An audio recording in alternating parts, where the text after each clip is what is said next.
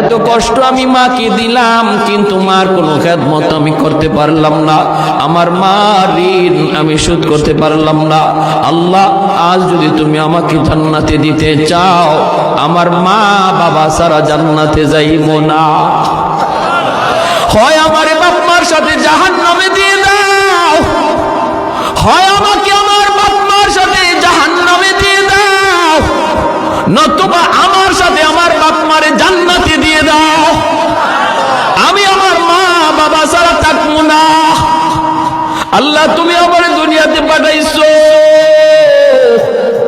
আমার মা আমার বাবা আমার উপর কি পরিমাণ ঋণ, আমি তো ঋণ শোধ করার সুযোগ পাই নাই, দিছো না। আজ হাসরের মাঠে যদি আমাকে জান্নাত দিতে হয়, বাপ মা ছাড়া জান্নাতে যাইবো না। রব্বুল আলামিন তখন বলে, বান্দারে, আমি আল্লাহর আদত হচ্ছে জাহান্নামীকে জান্নাতে দেওয়া, কিন্তু কোন জান্নাতীরে জাহান্নামে দেওয়া এটা আমার আদত না। বান্দা, তুমি তো জান্নাতি, তোমাকে আমি জাহান্নামে দিতে পারি না। ঠিক আছে, নেও, তোমার সুপারিশে বাপ মারেও জান্নাত দিয়া দিলাম।